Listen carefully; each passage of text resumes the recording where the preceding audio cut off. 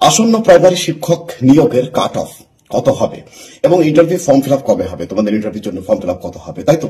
এ দুটো প্রশ্ন নিয়ে অনেক বেশি বিভ্রান্ত এবং আমি মনে করি প্রিপারেশনের থেকে হয়তো এই দুটো জিনিসই সবচেয়ে বিশাল বিশাল মানে মাথা ব্যথার কারণ হয়ে গেছে, টেনশনের বিষয় হয়ে গেছে সবার মধ্যে। এটা করবে না। দেখো, আজকে ভিডিওটা করলাম এই কারণে যে তোমরা হয়তো ভাববে যে আবার স্যার হয়তো কাট অফ দেবে, দাদা হয়তো কাট অফ দেবে, বা কবে আবার ইন্টারভিউ হবে সেটা নিয়ে কিন্তু কাট অফ দেবে। আমি এই কথাগুলো কিছু কিছু উদ্দেশ্যে বলছি, যেগুলোর উদ্দেশ্য একটা জেনুইন উদ্দেশ্য এবং যেগুলোর কিন্তু কারণ আছে প্রত্যেক পেছনে। দেখো, কাট অফ এর ভিডিও আমি অলরেডি কিন্তু একটা দিয়েছি, ঠিক আছে? তার মানে আমার এটা না বা এটা আমার বিভ্রান্তমূলক কাজ না যাবে প্রত্যেকটা দিন তোমাদের কাট অফ ভিডিও দেবো। দেখো, যে কাট অফটা ভিডিও দিয়েছি সেটা কিভাবে দিয়েছি এবং ইন্টারভিউ ফর্ম ফিল আপ কবে হবে সেটাও আমি কিভাবে খবর পেয়ে দিয়েছি সেটাও তোমাদের বলছি। দেখো, কিছু কিছু মানুষ আছে, আমি এখনো পর্যন্ত বলবো, যারা হচ্ছে আমার উদ্দেশ্য, আমি থ্যাংক ইউ তাদেরকে জানাই, এবং যারা সত্যি যাদেরকে আমি হব শিক্ষক বা শিক্ষিকা বলবো, যাদের মধ্যে পজিটিভ চিন্তা ভাবনা আছে, ঠিক আছে? যাদের মধ্যে পজিটিভ চিন্তা ভাবনা আছে, তোমরা কিন্তু কিভাবে চাকরিতে পেয়ে যাবে তোমরা নিজে বুঝতে পারবে না, ওকে? কারণ যারা পজিটিভ চিন্তা ভাবনা করে না তাদের তারা ঠিক সঠিক সময় কিন্তু যোগ্যতায় বুঝে যায়। কিন্তু আমি সেই সমস্ত নেগেটিভ মানুষের জন্য বলবো, যারা নিজেরা নেগেটিভ থাকছে খুব ভালো, তারপরে আরো 5 জনকে নেগেটিভের বার্তা দিচ্ছে, এটা কিন্তু খুব হানিকর একটা বিষয়। তাই এই সমস্ত মানুষগুলো, তোমরা যারা আছো এরকম নেগেটিভ জিনিসটা ছড়াচ্ছ, তারা একটু হলেও, বিশেষ করে আমার ক্ষেত্রে, আমি এই সমস্ত জিনিস নিয়ে বা নেগেটিভ মানুষের সঙ্গে খুব একটা তর্কের মধ্যে জড়াই না, আমি স্কিপ করে যাই। কিন্তু প্রত্যেকটা উদ্দেশ্যে আমি কিছু কিছু বললাম যে আমি যেগুলো দেব বা আমি যে সমস্ত জিনিসগুলো বলবো সেগুলো কি বলতো, বারবার বলে মানুষকে বিভ্রান্ত করে ফিরে বাড়িয়ে কোনো লাভ নেই, এগুলো ফালতু কথা। জীবনে যদি বাঁচতে চাও কোনো সময় বা ভালোভাবে বাঁচতে চাও, জীবনে যদি হ্যাপি ভাবে বাঁচতে চাও, তাহলে জীবনে কি করবে? তাহলে জীবনে আরো দুজনকে না পজিটিভ ভাবে বা ভালো রাখার চেষ্টা করবে। এবার আসি কাট অফের ভিডিও আমি অলরেডি দিয়েছি। যখন আমি কাট অফটা তৈরি করেছিলাম, ওকে, সেটা হচ্ছে প্রিভিয়াস সময় বিশ্লেষণ করে, এবং আমি যখন আমি যে জায়গাটা থাকি এবং এই জায়গার মধ্যে আমাদের যে সার্কেল গুলো আছে, বন্ধু আছে প্রায় 11টা টিচার, আমরা মিলে, অবশ্য আমি সেখানে একটু প্রায়োরিটি আমার বেশি ছিল, এবং প্রত্যেককে মিলে আমরা কিন্তু কাট অফ তৈরি করেছিলাম। কারা কাট অফ তৈরি করেছিল? 10 থেকে 11টা টিচার আমরা, যারা কঠোর পরিশ্রম করে সফলতার সঙ্গে চাকরি করছে, ওকে? এবার এক্ষেত্রে অনেকজন কিন্তু সেখানে রিপিটেড কিন্তু কথা বলছে যে না, এটা না, এটা হবে। তো আমার কথা হচ্ছে, তোমার যদি মনে হয় যে এটাই কাট অফ হবে, তাহলে তুমি জেনুইন কাট অফটা দিয়ে দাও, তাতে হয়তো বিভ্রান্ত থেকে ছড়াবে, বিভ্রান্ত থেকে বাঁচবে অনেকজন, আমিও বাঁচবো, ঠিক আছে? আসলে হচ্ছে কোনো একটা জায়গায় তো তুমি পৌঁছাবে, আজকে ভালো জায়গায় পৌঁছাবে, তারপরে না হলে তুমি কমেন্টগুলো করো। এমন হয় যে তুমি সেই জায়গায় পৌঁছাতেই পারো না এখন পর্যন্ত, কিন্তু তুমি কি করছো, তুমি হয়তো যারা পৌঁছেছে তাদের থেকে হয়তো বেশি কিছু জানছো, এগুলো তো খারাপ জিনিস, ওকে? তাই কাট অফের ভিডিও আমি অলরেডি দিয়েছি, সেই ভিডিওটাই ভালো করে দেখার চেষ্টা করবে। এবারে এরপরে যদি মনে হয় যদি না হয় কি হবে, দেখো, আমি কাট অফ তৈরি করব না, কাট অফ তৈরি করবে প্রাইমারি পর্ষদের যিনারা মেন দপ্তরে আছে। তো তোমার যদি মনে হয় সেখানে, বা যার যদি মনে হয় তার সঙ্গে, ঠিক আছে, গৌতম স্যারের সঙ্গে দেখা করতে হবে, তেনার সঙ্গে কথা বলতে হবে, স্যার বলুন আপনি কাট অফ কি হবে, আগে থেকে আপনি ভবিষ্যৎবাণী করে দেন, পারবে সেটা তো কোনোদিন পারবে না তুমি। তাহলে যদি না পারো, তাহলে যদি কেউ বা কোনো শিক্ষক বা অনেকগুলো শিক্ষক মিলে যদি একটা স্বস্তিকরমূলক একটা যদি কাট অফ তৈরি করতে পারে, তাহলে সেটাকে রেসপেক্ট করো, সেটার উপরে বিশ্বাস রাখো, কিন্তু সেটা নিয়ে বেশি গবেষণা না করে নিজের ইন্টারভিউর প্রতি কিন্তু ফোকাস দাও। মেন জিনিস হচ্ছে ওটাই, ইন্টারভিউ প্রিপারেশন। আমার হাতে যেগুলো আছে সেগুলো তো আমাকে পরিশ্রম করতে হবে, তাই না? নাম্বার 2 হচ্ছে ইন্টারভিউ ফর্ম ফিল আপ। দেখো, আমি কলকাতা থেকে কিন্তু খুব একটা দূরে না, মোটামুটি 40 মিনিট মতো দূরে, কাছাকাছি থাকি আমি কলকাতার মধ্যে। তার মানে আমি অলরেডি প্রাইমারি যে সমস্ত মেন জায়গা, সেখানে আমরা অনেকবার গিয়েছিলাম। আমরা ইন্টারভিউ সময় বা তার প্রিভিয়াস আগে, বা আমার দিদি প্রাইমারিতে চাকরি করে, তার সুবাদে জমানোবার গিয়েছিলাম।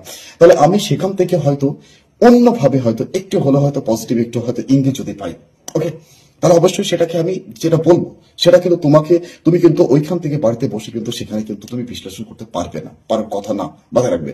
তাহলে তোমাকে যদি বিশ্লেষণ করতে হয়, তাহলে তোমাকে সেম টু সেম আসতে হবে, প্রাইমারি পর্ষদে আসতে হবে, চেয়ারম্যান সাহেবের সঙ্গে কথা বলতে হবে, স্যার বলুন ইন্টারভিউ কবে হবে।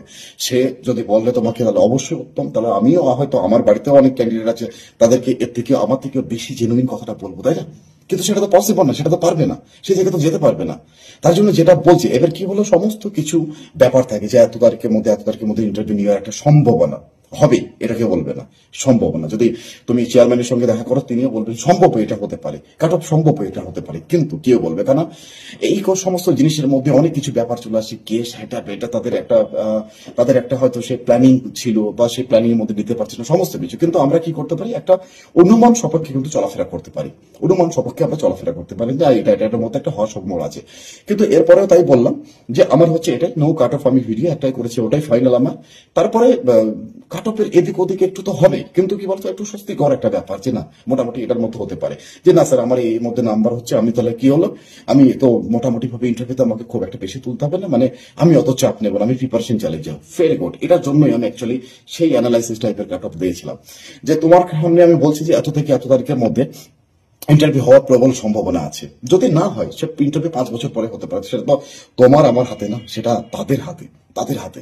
এখানে কত কি চলবে সেটা দেখো, এই ইন্টারনাল ব্যাপারগুলো তুমি আমি কেউ জানি না। কিন্তু আমি যদি তোমাদেরকে একটা আইডিয়া বা একটা বিভিন্ন খবর শুনি বা সোর্সের মাধ্যমে যদি আমি মোটামুটি বুঝতে পারি, তাহলে তোমাদেরকে আমি সেটাকে কি করছি সেটাগুলোকে তোমাকে বার্তা দিচ্ছি। কারণ তোমার হাতে হয়তো এটাই যদি শক্তি হয়, তাহলে তোমার হাতে তো টাইমে শর্ট, খুব তুমি শর্ট পাবে না, তুমি তো টাইম পাবে না। এই অ্যালার্ট করে দেওয়া, এই জিনিস নিয়ে অ্যালার্ট করে দেওয়া হচ্ছে আমার মুখ্য উদ্দেশ্য, এবং যেগুলো দেবো সেগুলো হচ্ছে অথেন্টিক টাইপের নিউজ দিয়ে কিন্তু দেওয়ার চেষ্টা করব। কিন্তু সবচেয়ে যেটা উঠছে সেটা হচ্ছে তোমার হাতে, তুমি 22-এর একটা সময় মাথায় রাখবে।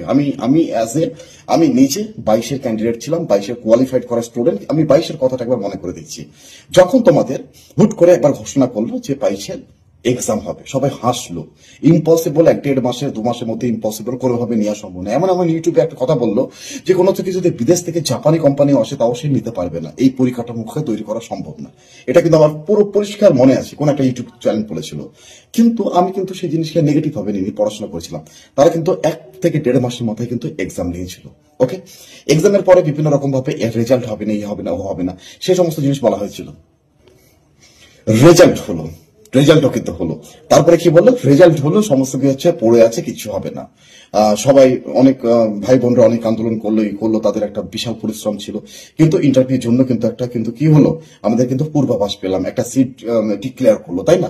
এবার স্বাভাবিকভাবে এরপরে তোমাদের ইন্টারভিউ হবে, রিক্রুটমেন্টও পাবে, চাকরিও করবে, এবং হয়তো আমার মতো জায়গায় দাঁড়িয়ে তোমরাও শিক্ষক হিসেবে কথা বলবে। তাই কোনো কিছু জিনিসই হচ্ছে নেগেটিভ কথাই বেশি। আমি একটা কথাই মনে করে সিম্পলি ভাবে, যদি কোনো রাজ্য সরকার হোক, কেন্দ্র সরকার হয়, যেই হোক না কেন, যদি কোনো একটা এক্সাম নেয়, মাথায় রাখবে, কোনো এক্সাম নেয়, তার মানে সেই এক্সামের কিন্তু তারা রিক্রুটমেন্ট করবে বলে এক্সাম নিচ্ছে, সোজা কথা একদম। তাই সময় নষ্ট করবে না, নিজের টাইম নিজে বরবাদ করবে না, প্রিপারেশন চালিয়ে যাও। দেন এত কিছুর পরেও বাকি অংশটা তোমার লাকের উপরে ছেড়ে দেবে, তোমার সৃষ্টিকর্তার উপর ছেড়ে দেবে। দেখবে সঠিক সময়ে, সঠিক জায়গায়, সঠিক মানুষ হিসাবে চাকরি পেয়ে যাবে। একটা কথা মাথায় রাখবে যে তখনই তুমি কোনো জিনিস নিয়ে কোনো কাউকে হয়তো ইন্ডিকেট করবে যখন তুমি তার থেকে ভালো জায়গায় আছো। দেখো এই সমস্ত জিনিস নিয়ে ঘাটাঘাটি করে অনেক মানে ঝোল বের হয়ে কিন্তু একটা জায়গায় আমরা ভালো জায়গায় পৌঁছেছি বলে এই জিনিসটির প্রতি, মানে ধরো প্রাইমারি শিক্ষক নিয়োগ বলো, আপার প্রাইমারি বলো, আলামিনী মিশন রিলেটেড বলো, সমস্ত জিনিসের উপরে জ্ঞানটা আছে বলে কিন্তু সেটা কিন্তু অ্যাডভাইস করার চেষ্টা করি। নাম্বার 2, একটা সময় যখন আমি পুলিশ ডিপার্টমেন্টের জন্য প্রিপারেশন নিয়েছিলাম, যখন আমার এক্সেলেন্ট রানটাও ভালো ছিল, মানে মোট কথা হচ্ছে 1600 মিটার, মানে 1.6 কিলোমিটার, সেটা 6.5 মিনিটের মধ্যে ওয়েস্ট বেঙ্গল পুলিশের ক্ষেত্রে কিন্তু কমপ্লিট করতে হয়, কলকাতা পুলিশের ক্ষেত্রে। তো তখনই আমি হয়তো আরো 5 জনকে মোটিভ করতাম, যখন আমি সেই রানটা কিন্তু 6 মিনিটের মধ্যে বা 5 মিনিট 50 সেকেন্ড, 5 মিনিট 55 সেকেন্ড, 6 মিনিটের মধ্যে আমি কিন্তু কমপ্লিট করতাম, তখনই কিন্তু আমি অ্যাডভাইস দিতাম। কিন্তু এখন ইদানিং 1-1.5 বছর কিন্তু কোনোভাবে আমি কিন্তু রান নিয়ে অ্যাডভাইস দেবো না। কারণ দেখো আমি যদি রানে এখন নামি তাহলে কিন্তু আমার একটু টাইম লেগে যাবে, 6.5 মিনিট 7 মিনিট লেগে যাবে। তো আমি আবার পুনরায় যখন এই রানে ফিটনেসে আবার যখন কাম ব্যাক করবো, তখন অবশ্যই যখন আমি সেখানে তখনই তাকে যুক্তি দেবো যখন আমি কিন্তু সে রানটা আমি নিজে কমপ্লিট করতে পারবো। তাই আমার উদ্দেশ্য এটাই যে কেউ যদি তোমাকে বা কারো, তোমার এলাকার হতে পারে, কেউ হতে পারে, যদি তোমাকে কোনো রকম অ্যাডভাইস দেয় সেটাকে পজিটিভ হিসেবে নেওয়ার চেষ্টা করবে। দেখো একজন ভিক্ষুক যদি বলো, তিনিও যদি তোমাকে কোনো রকম ভাবে চোখ রাঙিয়ে কিছু বলে, তার মধ্যে কোনোদিন কি করবে, পজিটিভ জিনিসটা খোঁজার চেষ্টা করবে।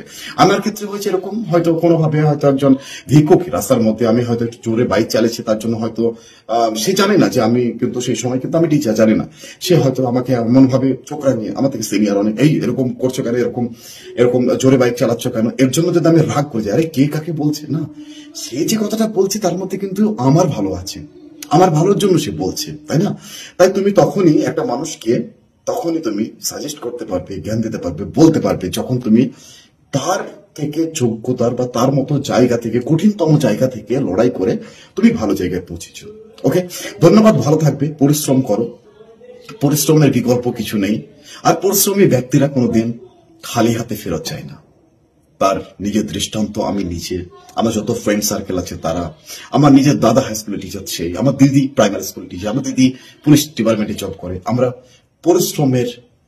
পরিশ্রমকে শ্রদ্ধা করি, পরিশ্রমকে রেসপেক্ট করি, এবং পরিশ্রম করলে সৃষ্টিকর্তা খালি হাতে ফেরত দেবে না কাউকে। ধন্যবাদ, ভালো থাকবে।